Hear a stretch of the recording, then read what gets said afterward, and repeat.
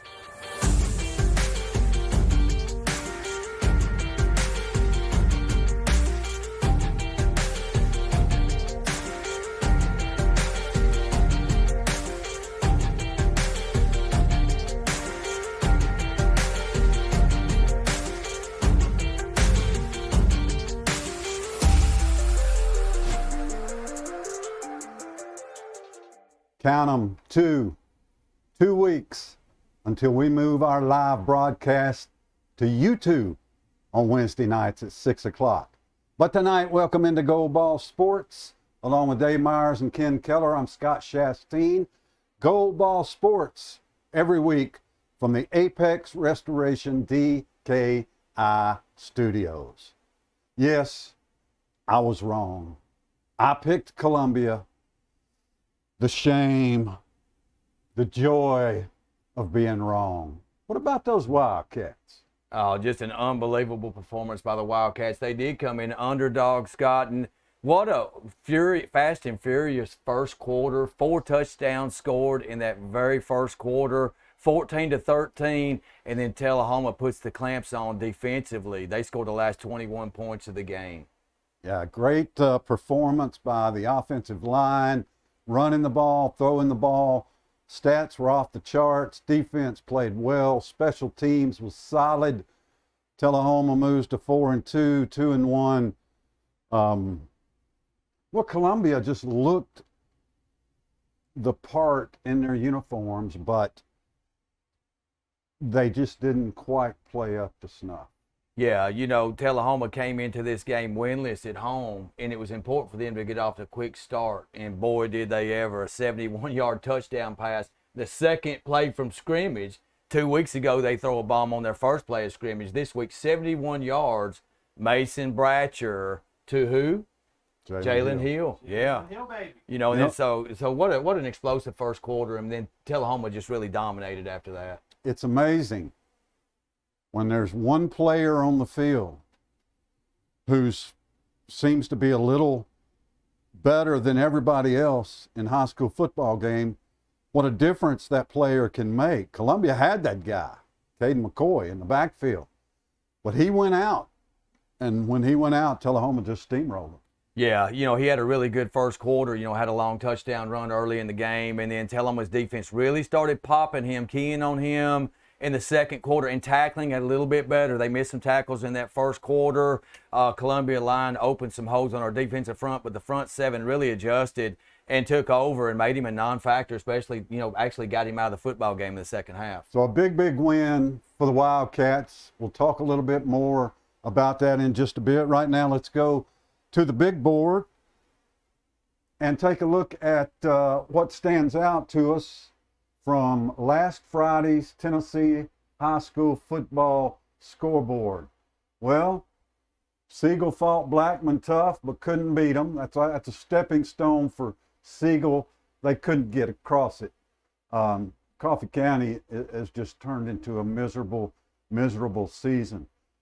Franklin County and Shelbyville were battling for a little while in this game, but then in the second half, Shelbyville just absolutely boat raced the Rebels. The Eagles are sitting pretty. Scott, you called that. You said that game would not be close, and you're right. The Golden Eagles turned it on late. I thought Spring Hill might upset Lawrence County. They didn't come close. Giles County wins big over Lincoln County. Grundy County continues to fall. What do I like over here? Cascade beat Forest, knocked them out of the top 10. Moore County just continued to roll. We thought this could be a challenge. They were both ranked in the top 10. There was no challenge whatsoever. And this team, Community High School Vikings, Class 3A, absolutely, look at the numbers, one of the worst high school football teams in the state of Tennessee in any classification. They could probably be challenged by Huntland, who is winless. So that week six of Tennessee high school football is over. That's the highlights. Let's go to our updated poll, the South Central Tennessee high school football poll. Cascade jumps in. The champions are 4-2, fresh off a win over their arch rival Forest from Chapel Hill. Giles County back in the poll. You knew it was just a matter of time. This is the best team around here in Class 3A. They rolled over 5A Lincoln County, Giles County at 3-2. Yeah, Tullahoma gets back in the poll, absolutely. With their big win over Columbia, the Wildcats are at 4-2. Riverdale also back in the poll. That should be a W. They won last week, 49-0 over Coffee County. I don't know if that's me or my producer, but Riverdale the winner. Marion County drops. Now remember, Marion County was second. They lost. They dropped down to 6th by losing to Brainerd out of Chattanooga. Collinwood just keeps inching their way up. Big win over Clarksville Academy. Collinwood 4-1. Marshall County moves up. Marshall County rolled over Fayetteville. The Marshall County Tigers are now ranked 3rd in the state of Tennessee in Class 4A. Shelbyville Golden Eagles, look at where Shelbyville's at. Number 3 after their big win over Franklin County. The Golden Eagles move into the top 10 in the Associated Press Class 5A poll.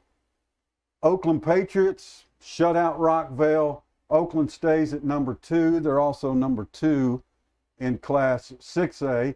And the Moore County Blue Raiders, again, roll over Cornersville, actually strengthen their hold on number 1 in the week 6 South Central Tennessee High School football poll. Let's go quickly to the Region 5 Class 5A standings. I want to talk a little bit about how Tullahoma gets to the playoffs. Shelbyville, Tullahoma, Lawrence County, Columbia, Lincoln County, Franklin County, and Spring Hill. Well, this is just beautiful. Just beautiful. Got the helmet, got the logos. Love it. We're going to get in big time with high school football. It's the way it ought to be. It's big time. That's right. So, how does Tullahoma get to win the region? Okay. Here's our outlier, Franklin County, because Tullahoma lost to Franklin County. So they lose the tiebreaker. So right now, even though you see these standings like this, Franklin County is actually ahead of Tullahoma because they beat Tullahoma. Now, it's the only win of the year for the Rebels, but nonetheless, they've got the tiebreaker. So the first thing that has to happen for Tullahoma to have a chance to win Region 5-5A, these guys got to lose again. And they're going to. They're going to. But they got to lose again. And then Tullahoma just needs to win out. As long as Franklin County loses a game, Tullahoma wins out. They got to play Shelbyville, last game of the year. As long as Tullahoma wins out, they win Region 5-5A, and they'll host the number 4 team from Region 6-5A. Right now, that's Hillsboro. They're 5-1. For Tullahoma to finish second, they've got to do all the same thing. Franklin County's got to lose another game. Tullahoma got to win all the rest of their games. No, I'm wrong. Franklin County's got to lose 2 more. And they can. They can. They still got to play Columbia. They could lose 2 more. But in order for Tullahoma to finish second, Franklin County's got to have 3 losses here, because to finish second, lose to Shelbyville last game of the year, Tullahoma with 2 losses. If Franklin County's got 2 losses, Franklin County would finish second. See how that works? That head-to-head's everything. So that's the scenario for Tullahoma to finish 1 or 2. And really, that's what matters. Hosting that first round playoff game, first or second. Only thing that matters there is who gets to host on down the line. But Region 6 5A is really good. They've got 3 teams in the top 10 in the state of Tennessee. Centennial, who's undefeated, Nolensville, and Page. Hillsboro, number 4 team, is also 5-1. So it's a really good region. I think there's a legitimate chance Region 6 5A sweeps, I said it early, sweeps Region 5 5A in the first round of the playoffs. But the only team I think that really has a chance, got to finish first. You got to host Hillsboro, because I don't think you're going to Page, Nolensville, or Centennial and winning right now. Maybe that'll change toward the end of the year, but that's where we stand in Region 5 5A. Any questions, Professor? You gave perfect clarity, Scott. That's awesome. Great job. Let's go back. Perfect clarity. All right, let's go to this week's upcoming games. Let's see what we like here. No contest on Thursday. Oakland wins huge. Riverdale wins huge. Lawrence County at Tullahoma. We're not going to pick this game. We're going to talk about it in just a second. Spring Hill at Columbia. I've lost my confidence in Spring Hill. Columbia will come back strong. They're arch rivals both in Maury County, both actually in the city of Columbia. Spring Hill High School's in the city of Columbia, go figure. But Columbia wins that game. Franklin County at Lincoln County, this is one of our chances, Tullahoma. You need to root really hard for the Lincoln County Falcons. You've already beat them, so you've got the tiebreaker against them. Franklin County's got to lose, and there's only 3 or 4 games left. Creekwood at Marshall County, no problem for Marshall County. We're going to pick this game later. Here's a mountain game. Watch this one right here. Tyner will give Marion County fits. We're going to pick this game. No, we're going to pick another game. Community at Grundy County. Grundy County will actually get another win. I think that'll be their 4th on the year. And then poor Huntland. Folks down in Huntland, enjoy your football. A little bit of a preview of week 7 for Tennessee high school football. But our game will be at Wilkins Stadium Friday night at 7 o'clock. Now, I always tell you that me and Ken will be down there and stuff, but I never tell you how to watch. And my buddies at LightTube said, hey, you're going to talk about Go Ball Sports on your LightTube broadcast. How about you talk about LightTube on Go Ball Sports?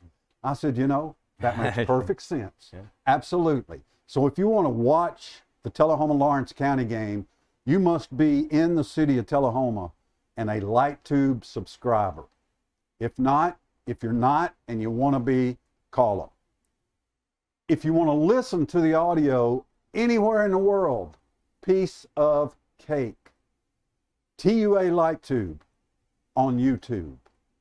In other words, open up YouTube, click the little search button, type in TUA LightTube.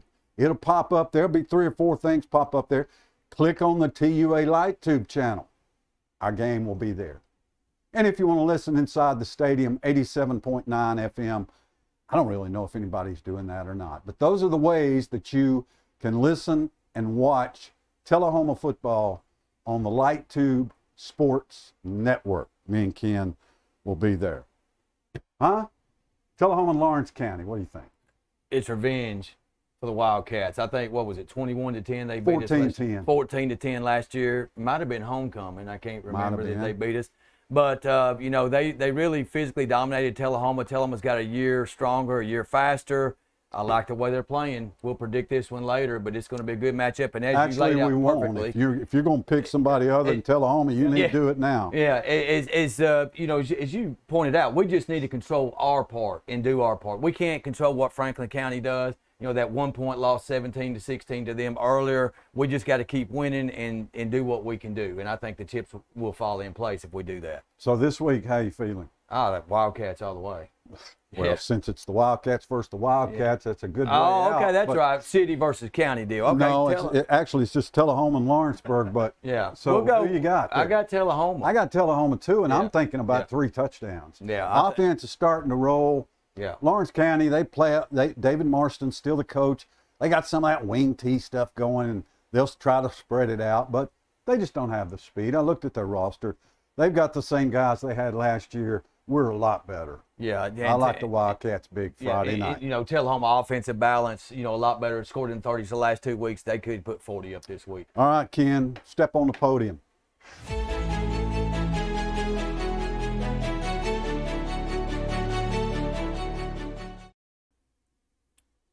Thanks, All right. Dave. All right. All right. Here we Bronze medal, Ken Keller. All right, bronze medal tonight will be Tullahoma running back Marvancy Johnson. Johnson had an unbelievable game, his best game as a Wildcat on the gridiron, no doubt about it. And, with the way Bratcher passed the ball, that running attack was phenomenal. Offensive line blocked well. Marvancy Johnson, I saw his dad at football practice with Tullahoma Elite just the other night, and his dad is a big 49ers fan. I said, hey, your son reminded me of a 22 that played for the Dallas Cowboys, Emmitt Smith. With that field vision and those cutbacks, man, he ran the ball spectacular. Congratulations, Marvancy. Nice bronze medal. We might see that young man again before the night's over. My bronze medal goes to Marshall Thundering Herd running back Rashid Ali. All Rasheen did was rush for 174 yards and 2 touchdowns as the Marshall Thundering Herd beat the Hokies from Virginia Tech. What was the score? 21. I don't know. Marshall won. 41-27.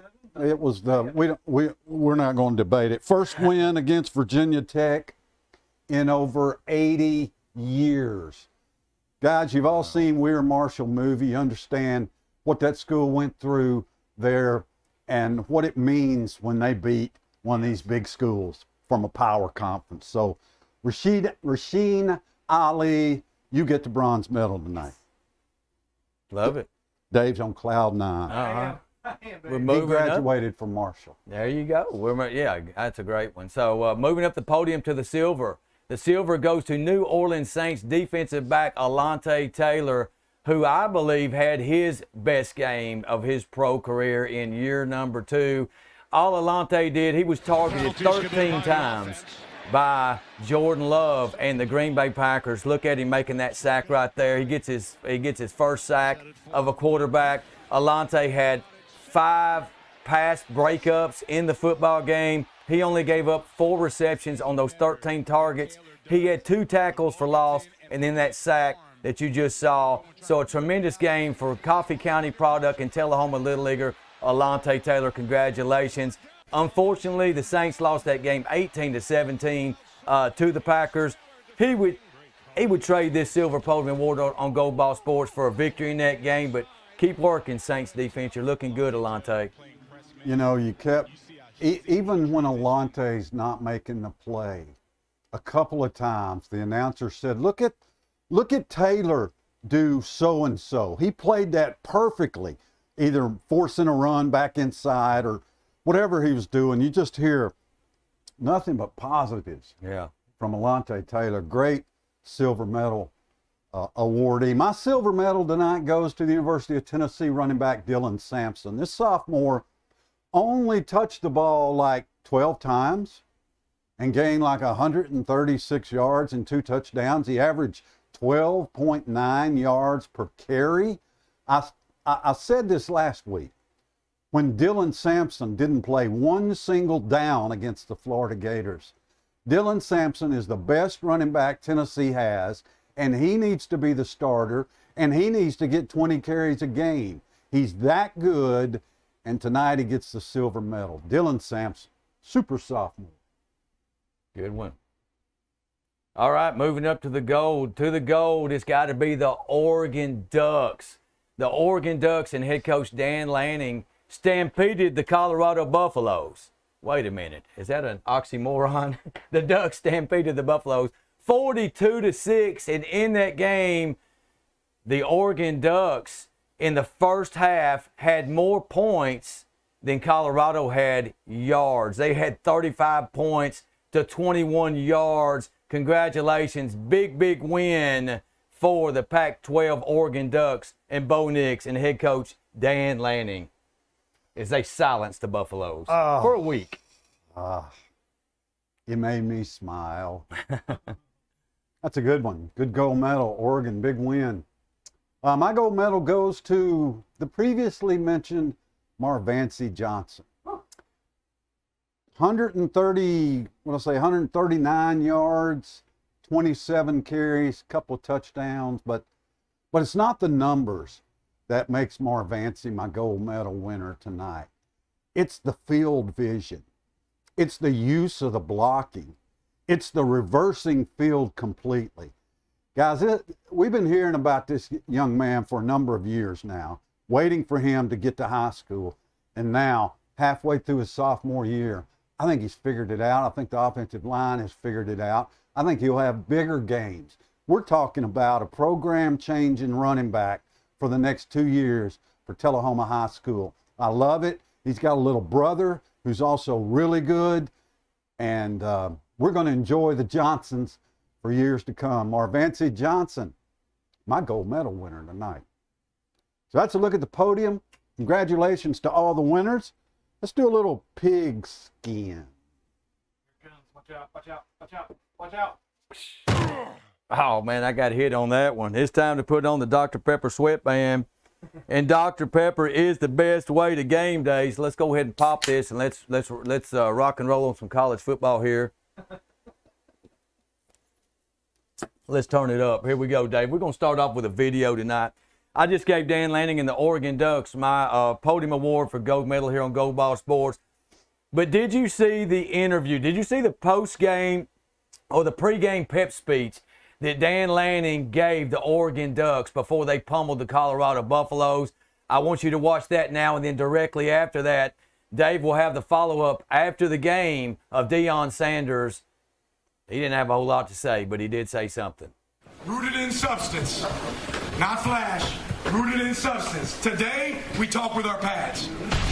You talk with your helmet, right? Every moment. The Cinderella story is over, man. Right? They're fighting for clicks. We're fighting for wins. There's a difference, right? There's a difference, right? This game ain't going to be played in Hollywood. It's going to be played on the grass, right? It's going to be played on the grass. Let's go. It translates in practice. It is. I don't say stuff just to say it for a click, you know, on contrary to what somebody say. But I keep receipts. But I'm serious. I analyze and I understand what we're up against and what we have and what we need. One thing that I could say honestly and candidly, you better get me right now. This is the worst we're gonna be. You better get me right now. Now somebody, I got messengers. God bless him though, man. He's a great coach. He did a great job. God bless him. He can take their shots. They won. I don't shoot. I don't do that. They won. Folks, this is what competition's all about. Both of those coaches in winning and losing were spot on. Lanning loved his speech. He fired his team up. Nothing derogatory, didn't take any personal shots, didn't call anybody out. He just said it's not going to be played in Hollywood. In Hollywood, it's going to be played on turf. 100% correct. Same thing with Deion.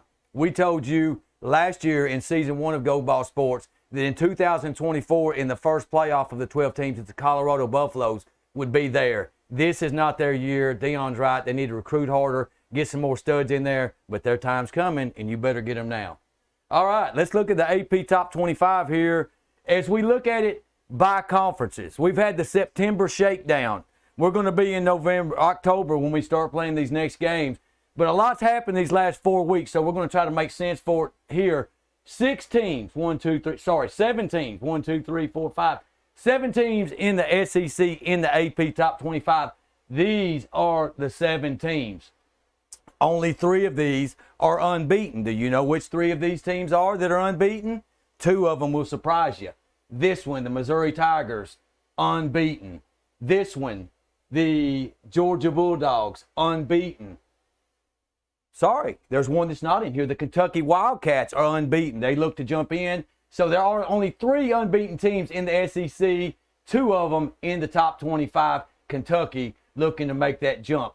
Who would have thought before the season that Alabama, LSU, and Tennessee would all have losses in September? I predicted one of those. I thought Alabama would lose, but not LSU and Tennessee. But that's where we are. So these teams are treading on thin waters. The Pac-12, which one of these 6 teams is going to stay undefeated? Are they going to cannibalize each other? Will there be any of these teams emerge undefeated? The Pac-12, Scott, is very powerful this year. Some big showdowns coming up.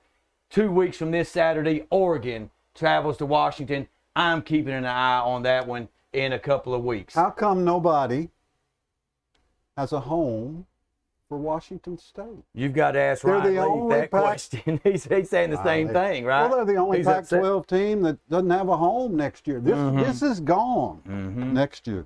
Gone. Yeah, But these guys, they ain't got a home. yeah. Come on down south. There you go. I'm sorry. Go ahead. No, you're good. ACC, 4 unbeaten teams.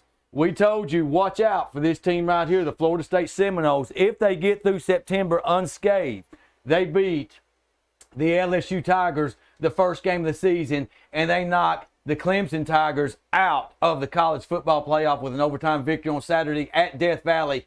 Florida State has defeated both Death Valleys this year.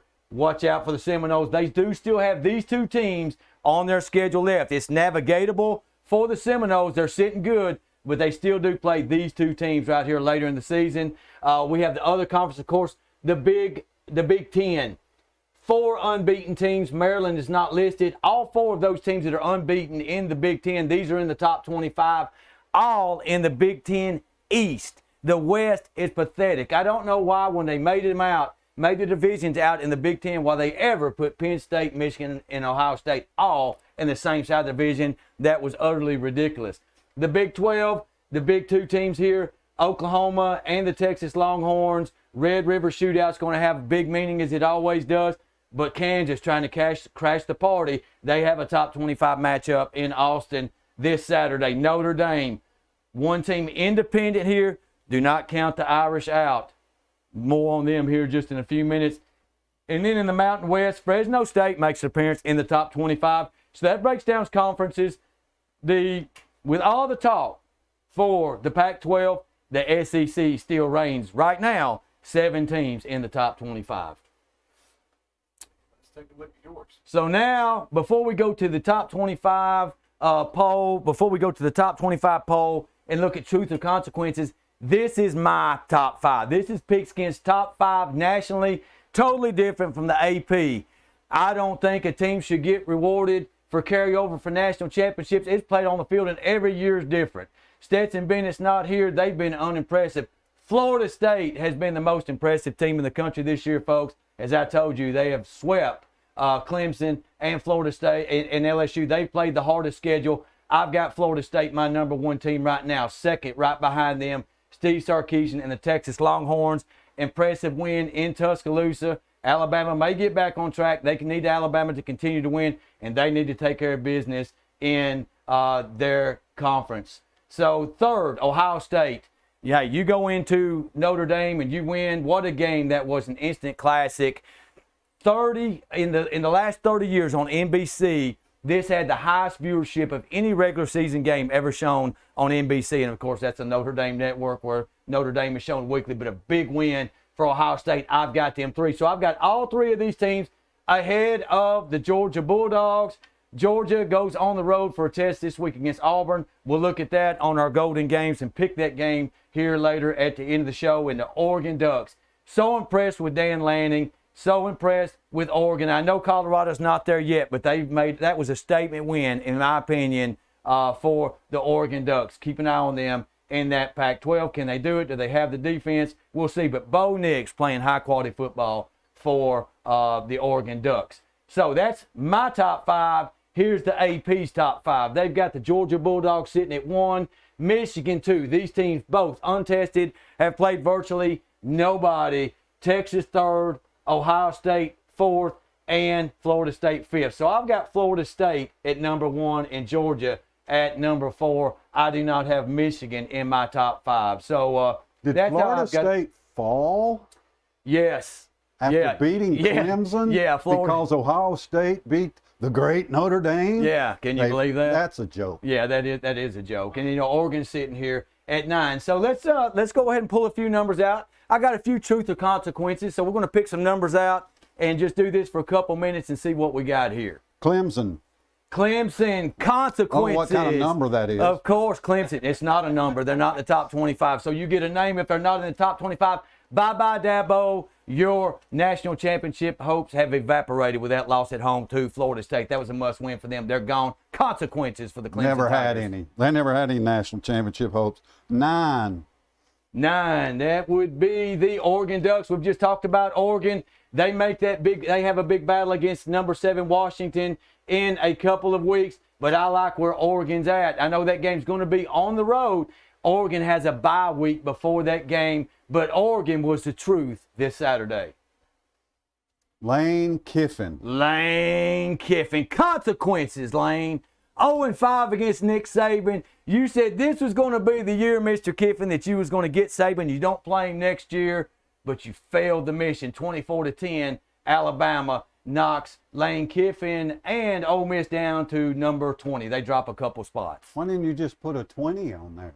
I thought we were doing numbers. There you go. What the hell's going on out there? I don't think that. Look, I do not necessarily 4 think they should and stay 11. there, but 4 they've got and a chance to 11. move back 4 up against and LSU. 11. 4 and 11. Ohio State and Notre Dame. Got to put both these. I think both these teams are the truth, even in a loss. I'm not going to penalize Notre Dame for playing a big game early, a big non-conference game, but they're not in a conference. Intersectional game of two powerhouses.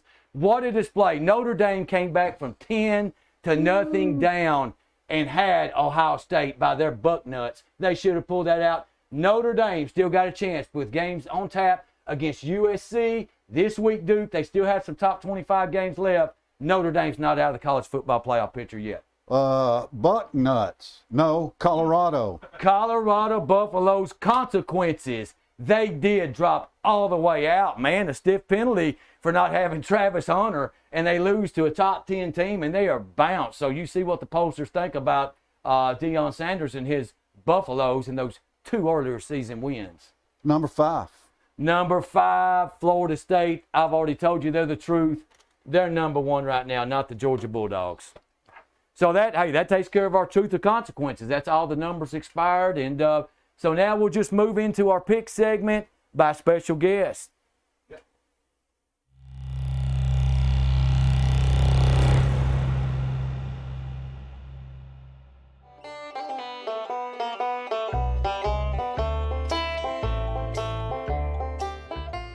We pegged 8 out of 9 losers last week, so here goes week number 5. Notre Dame at Duke. The Fighting Irish were unlucky in South Bend Saturday night in their excruciating last-second loss to the Buckeyes. The Blue Devils are unbeaten and ranked 17th and seek to lock the Leprechauns in a fiery Duke dungeon.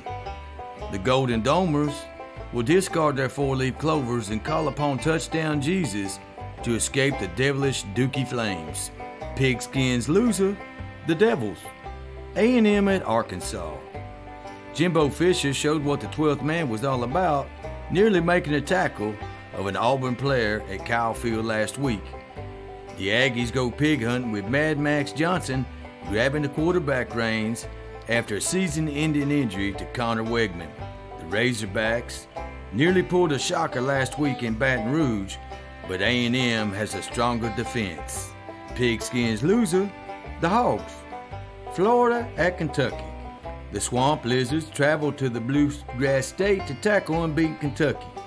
Mark Stoops has his Gator Hater trap set and ready to capture the Crocodiles while Billy Napier's orange-cladded reptiles look to poach the Wildcats. Pigskins loser by Cat Whisker, Florida. Number 24 Kansas at number 3 Texas. The Texas Roadhouse readies for a Jayhawk invasion into Austin. Longhorn quarterback Quinn Ewers is unbeaten since cutting his mullet and better be on point against a ball-hawk Jayhawk secondary. Sark is on upset alert, but the Steers pull it out. Pigskins loser, Kansas. Pigskins other losers. The Beavers will lose to Utah. The Cornhuskers get crushed by the Wolverines. Lane Kiffin's Rebels lose to LSU. And the Cowbells of Mississippi State will lose to the Crimson Tide.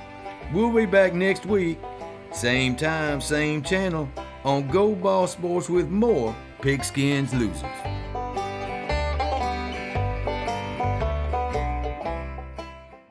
Gold Ball Sports, where participation trophies simply don't cut it. Each week here on Gold Ball Sports, we hand out a participation trophy. And what that is a recognition of someone, somebody, some team, something that didn't quite live up to expectation this week. And my participation trophy goes to Deion Sanders and the Colorado Buffaloes. So glad to see that ridiculously hyped bubble burst. You know, they're like the poster child for participation trophies because they get all pumped up and built up and come in and do nothing. I mean, get their ass kicked from the opening kickoff to the final whistle. Colorado, you've completely earned it. You get the participation trophy this week. And Deion, you ain't no rock star. I'm sorry. This ain't Hollywood. Lose the glasses. It looks stupid to me. Lose them. All right. So Scott calls out Deion Sanders. I'm going to call out the Ohio State Buckeye head coach. And I'm going to call out Ryan Day, and I'm going to give him my participation trophy because he came after 86-year-old Lou Holtz. So I'm going to give a little bit of context to this. But we have an interview first of what Coach Day said immediately after the game, after their fortunate win over Notre Dame Saturday night in South Bend. I'd like to know where Lou Holtz is right now. What he said about our team, I cannot believe. This is a tough team right here. We're proud to be from Ohio, and it's always been Ohio against the world, and it'll continue to be Ohio against the world. But I'll tell you what, I love those kids, and we got a tough team. Absolutely bizarre behavior. I know he's excited about the win, but man, hey, we've got a couple pictures. We want to show you how close Ohio State was to losing that football game. And to me, you know, look, win with class. Say, look, that was a heck of an effort at Notre Dame. We were fortunate to come out of this game. So we got two pictures here. The first one is defensive back DJ Brown. DJ, not AJ Brown, DJ Brown. No, this is the running back for Ohio State. Look at the ball on the goal line. His knee is off the ground barely. I mean, we're talking an inch or two at the most. Legit touchdown, but oh so close. I don't think I've ever seen a running back laying like that without that knee on the ground. It did not drag that replay. I think it was the right call, but that close. But it should have never gotten to that Notre Dame. Look at the play before the picture before that. This is the near interception by DJ Brown at the 51-second mark of the game. The ball is floated right into his hands. He undercuts the receiver. He has it that close, folks, for a potential Crystal Trophy for Notre Dame later on if they could get to the playoffs. Maybe it just slipped through their fingers right there. And guess what? Did you know that Notre Dame played the last two defensive plays with only 10 players on the field? Those Bucknuts, whatever that logo is that you got on your helmets, Ryan Day, you need to put a little leprechaun or 4-leaf clover on your helmets this week because you went after my boy, Dr. Lou Holtz, Dr. Lou, and all he said was, look, Notre Dame's going to win the game. They're the more physical team. Ohio State and Ryan Day did not play physical against Alabama or Georgia and has lost 2 times against Michigan because they're not a physical football team. You proved good. You hung in there. You came back on that last drive. Great last drive. These two teams could meet again in the playoffs. Congratulations, but handle it with a little bit more class, Coach Day. That's all I'm saying. You know what you that's win my like? participation award here. You know what that's like? That's like if I went down on the field after the game to interview Coach Coy Sisk, the head coach of the Tullahoma Wildcats, and he said, I can't believe you picked Columbia. I can't believe what you said. About. That's what it's like. It is. That's what that was like. Yeah. Coach on the field. Yeah. First thought was what Lou Holt. I mean, Yeah. who's even listening to Lou Holt? I mean, what's he on, right? Yeah, 86 years old, but he doubled down. So, he said that. He said those quotes on the Pat McAfee show. Somebody takes that show serious on a Friday before the game. So why is Ryan Day even listening to that garbage to fire does he need that ammunition to fire his team up? But after the game, Holtz came back and said, well, they don't want to talk about the 2 Michigan losses. So this feud continues. We'll see how that Notre Dame or that Ohio State-Michigan game turns out later on. Roll transition. I wear my sunglasses at night. Don't hate. Hey, that's you singing. That's me, baby. All right, y'all. Let's get to some rankings. Y'all ready? Coming at 12, a new spot on the list of the Pittsburgh Steelers, their win against the Raiders, 23-18. The key to victories, Kenny Pickett came away playing well with 235 yards, 2 touchdowns, only 1 sack. Found his 2 receivers finally, and Calvin Austin and George Pickens. So the Pickens to Pickett to Pickens is working well. And TJ Watt was a force with 2 sacks. The key moving forward, keep distributing the ball to an array of capable wide receivers and keep leaning on the energy TJ Watt brings. At number 11, moving down 2 spots, are the Baltimore Ravens. Their loss to the Colts was pretty sad. They lost 22 to 19, although in overtime. Baltimore lost to the Colts team that was clicking. But Lamar, getting sacked 4 times, has to stop. Although he picked up 200 yards passing and 101 yards rushing with 2 touchdowns on the ground. So Kyle Hamilton, second season out of Notre Dame, had 3 sacks. The keys moving forward: protect your star quarterback, catch a ball, run for yardage. This was an off game, and the Ravens will rebound. Number 10, moving down 2 spots, forgive me, are the New York Jets. They lost to the Pats 15-10. A quarterback that threw for only 157 yards, 50% completion, and was 62 rated. A team teamed with a run game that was non-existent and an O-line that couldn't stop Matthew Judon. Finding the O-line is the key moving forward. Finding an O-line's blocking, the run game, and connection between Wilson and a talented receiving group. Although possibly getting Wilson out of that position altogether might be their biggest key. At number 9, moving up 3 spots, are the Cleveland Browns. Although they faced the Titans, which doesn't say much, and they won because the Titans are abysmal at this point. The key to victory was playing a Titan team that set a low record for total offense since relocating to Nashville with 98 yards total. Deshaun finding his groove with 289 yards, 2 touchdowns, and 123 rating. Plus, Myles Garrett went off with 3.5 sacks. Defensively, Schwartz has these guys rolling. Deshaun needs consistency, and they need definitive replacement for Chubb. Moving down to spot number 8, it's Jacksonville Jaguars. They lost to the Texans 37-17. Despite the loss, Sunshine had an okay game. ETN picked up 88 yards, and 3 players had 50-plus yards receiving. However, against the Houston O-line, the Jags didn't do much on the defensive side. The keys moving forward are to stop turning the ball over first, find a defensive groove, and bolster your special teams so we don't see an 85-yard kick return for a touchdown. Number 7, moving up 3 spots, are the Detroit Lions. They went and they played a tough Falcons team. They won 20-6. Goff is playing like he has something to prove. Gibbs had 80 yards rushing. St. Brown had a stellar game with 109 yards receiving. Aiden Hutchinson had 2 sacks, 1 for a strip. To seal the game, if y'all don't believe what I call, go back to the first episode I did this. Those are the exact players that I chose who are going to lead this Lions team. The key moving forward, the Falcons were a tough opponent, and Detroit proved their dominance. Keep doing this game on repeat. Moving down 3 spots are the Dallas Cowboys. They faced a bad Cardinals team, and they lost 28-16. Offensively, this game wasn't a disaster, but letting Dobbs go 17 of 21 for almost 200 yards was a disaster. And the D also couldn't stop James Conner's 98 yards rushing. Keys moving forward, the O-line has to protect their quarterback, and we need the same intensity that we saw in the first 2 games. Number 5, moving up a spot, are the Buffalo Bills. They beat the Commanders 37-3, with Josh Allen having an off game, and Stephon Diggs and James Cook carried this offense.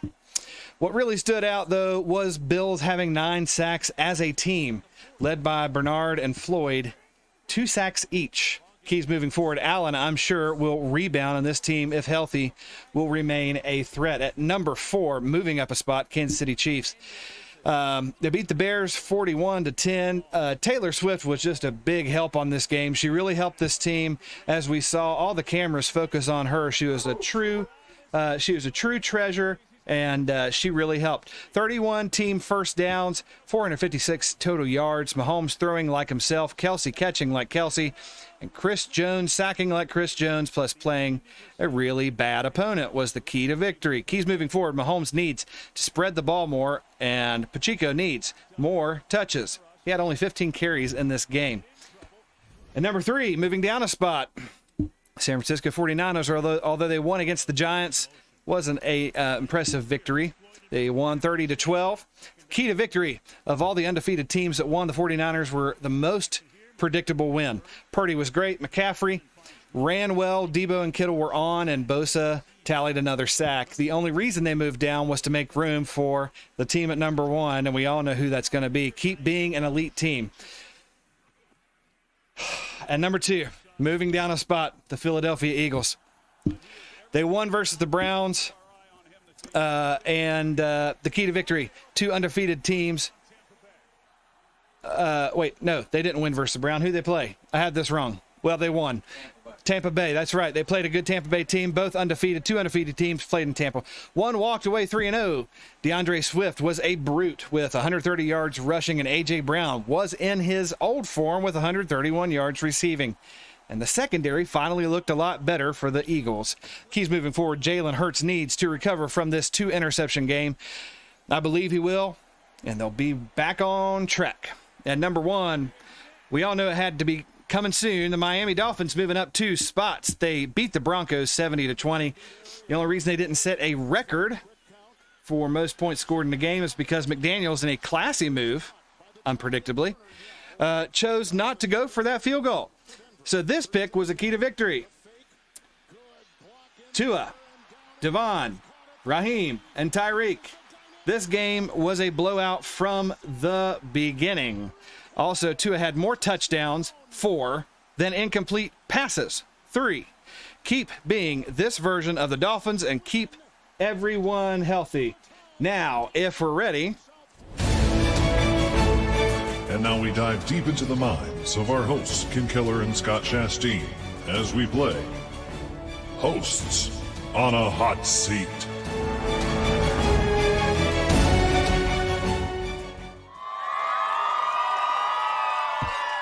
Welcome to a game. Welcome to a streaming game within a game. This is the game that's sweeping the nation right now. Host on a Hot Seat, what it is, 3 questions that I'm going to give our hosts, and they're going to clap their hands when they think they've got the answer because we don't have buzzers yet. But this is themed questions, gentlemen, and the theme is Major League Baseball playoffs. Are you ready? First question is going to be, what team is the only team that's supposed to be win? Oh, and I just messed up. Well, we know who that is. I'm going to give you that one for free. Did you all see that? Okay. The only team to win the World Series from 3 different home cities. Okay, Scott, name all 3. So we have Babe Ruth, Hank Aaron, Chipper Jones. You're one up on that one. All right, question number 2. Which Yankee great went 90 consecutive postseason at-bats without a strikeout? I'm going to give you multiple choice. Derek Jeter, Yogi Berra, Babe Ruth, or Mickey Mantle? Wait.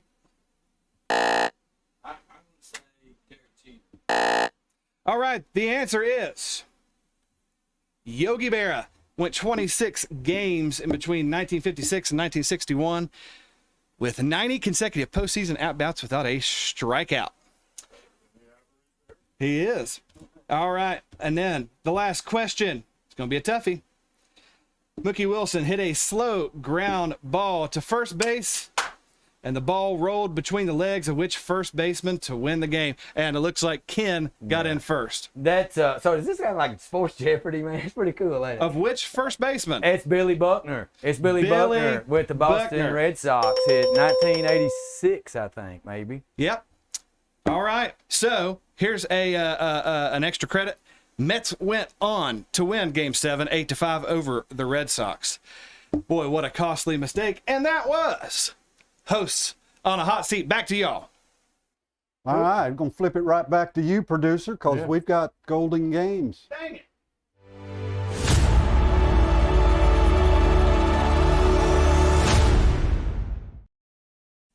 I have to look over at these guys and make sure that they liked my bits, but the things I bring into the show. All right, so we're going to pick these games real quick, and the first one's going to be the Lions and the Packers. On Thursday, they play at 7:15, and it's Prime Video. I like this game because these are two good teams, and they're 2-1. My prediction, however, is going to be the Lions beating the Packers 24-21. What do y'all think? I'm with you. You know, if the Lions can go in the opening game and beat Kansas City, they can go into Lambeau Field and beat the Packers and Jordan Love. I like the Lions on the road. You know, the Packers surprised me this week. Jordan Love looked confident, pretty solid-looking quarterback. I don't have a lot of faith in Detroit. I'm going to go with the home team, the Packers. Next game is going to be the Dolphins and the Bills. This is going to be a great game on Sunday, although we won't get it because we're going to have to watch the Titans lose again. It's going to be on CBS, and my pick is going to be the Dolphins are going to hand the Bills their second loss of the season. What do y'all think? This is the game of the week in the NFL. On Dave's Dandy Dozen, you had the Dolphins #1 in your power poll, Buffalo #5, clearly the best game this week. Buffalo played the Dolphins in the playoffs at home last year without Tua and won. The Dolphins have a healthy Tua. If they can keep him healthy and not get knocked out with a concussion this game, Miami's going to win it. The Miami Dolphins are not going undefeated. This is an AFC East battle in Buffalo. It's not real cold yet, but Miami does not have a good history in Buffalo. I will take the Bills. Don Shula's ready to pop the corks. That's it. All right. Then we got the Ravens and the Browns, 2-1 teams going Sunday, and we won't get this one either because we'll have to watch the Titans lose. And that's going to be a 28-20 victory for the Ravens. Oh, you called the score. Okay, look, you know, with Chubb out, you know, the Browns' defense is legit. They're really good, but I think Lamar Jackson and the Ravens got enough offense just enough to beat the Browns in a close one. Going with 3 road teams this week. You know, I really thought that as much as I want to not like him, Deshaun Watson looked better this week. An announcer made a comment when Cleveland was just going up and down the field that it doesn't matter who plays running back for the Browns. Kareem Hunt is hungry, and he's back for Cleveland. I like the Browns. All right, and the last game is going to be the saddest of them all. 2 bad teams play each other. Well, Bengals are bad at the moment. We'll see if Burrow can get healthy. But the Bengals travel into Nissan Stadium, and I'm going to pick 24-13 Bengals. I agree with you. Bengals, too much offense. Joey B, even with a bum, calf, whatever injury it is, lower leg extremity, Bengals beat the Titans. Titans have no offense. Yeah, I think Joey's getting healthier, starting to get more confident. The Bengals look like they started 0-2 last year, so this is nothing new for them. I'm going to be honest, I think the Titans are done. Yeah. I think Tannehill's done. I think Derrick Henry's done. Offensive line is just atrocious. Bengals are going to feast on the Titans. Should have kept Josh Dobbs. Ken, let's head to your picks. Ken? Oh, okay. Here we go. College games. Number 1 Georgia at Auburn. Not number 1 in my poll. Number 4 in my poll. That's the AP number 1. But look, 14.5-point favorites are the Georgia Bulldogs. Dangerous place to play in Jordan-Hare. I know that Hugh Freeze's team not real good. They got boat race last week at A&M. But Georgia, remember the game last year? They went to Missouri and struggled. Their first real road game in the SEC. They struggled all season. They're going to pull this out, but this game's going to be close. I like Georgia close, not to beat the spread. Auburn sucks. Georgia beats the spread. Oh, man. Next game. Oh, man, is this Tennessee Super Bowl? They're breaking out the black jersey. Scott already in game day form. South Carolina put up 63 last year in South Carolina. Tennessee wants revenge. That place is going to be an absolute madhouse. So we'll see how this game turns out. But look, Tennessee's going to get revenge in this one. They better watch out for Xavier Legette, a wide receiver. Him and Spencer Rattler can light it up. Tennessee's going to outscore them. I think there's a lot of points scored in this game, but the Vols win easily. Blah, blah, blah, Spencer Rattler. This is grudge match. This team, the Gamecocks, cost Tennessee everything last year. Everything.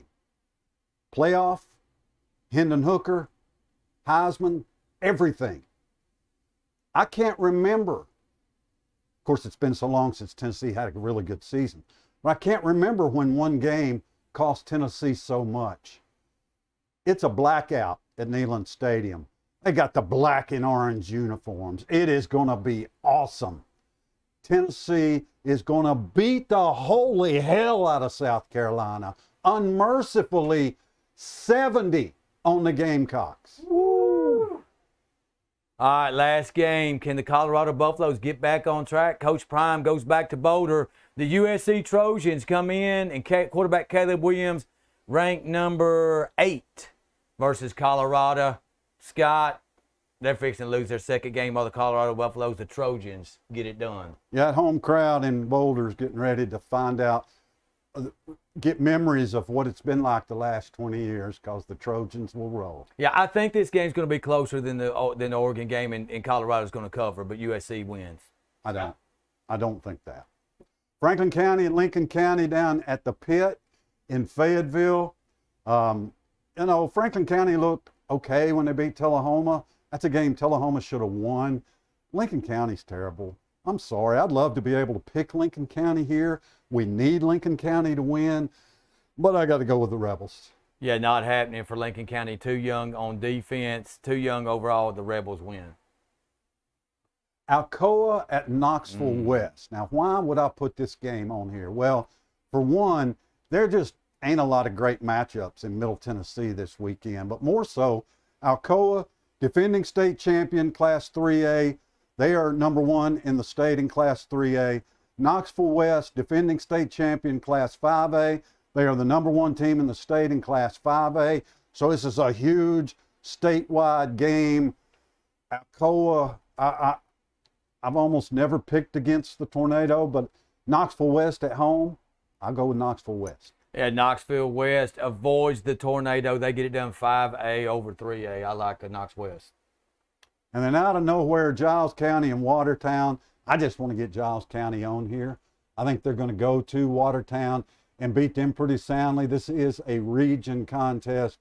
The Giles County Bobcats. I was a West Middle School Bobcat, so because I played for the Bobcats in basketball, I'm going to take the Bobcat mascot here and take Giles County. Oh, it's all about Ken. All the time. Every time. Mascots. 2-minute warning. Bobcats for life. 2-minute warning. All right, y'all. Congratulations goes out to Haley Van Voorhees of Shenandoah University. She became the first non-kicker female to play in a college football game. She also registered, oh yeah, you should see some pictures of those arms. She is stout. She also registered a quarterback hurry in her debut. Which leads me to give a shout out to Tullahoma's own Haley. Haley Prebola, how you say it? That's it. Who sunk a field goal in the game against Lincoln County? She did. It's a good kick. It's a hot topic in the world of sports, or crossing gender lines to play sports dominated by the opposite sex. And yes, when there's sports with leagues set for each gender, such as NBA, WNBA, 2 professional leagues, swimming, tennis, etc., we're starting to see a lot of players who typically receive participation trophies move genders and run the board. Not in these cases. These females are talented and are playing sports without a defined women's pro league. And this includes this year's Little League World Series Nolensville team and their star, Stella Weaver. I'm keeping it short and sweet. Congrats to any and all females who are playing in a male-dominated sport and breaking those gender molds that we as society has blindly placed on you. One more time, just to look at those guns again. She can knock you out with one punch.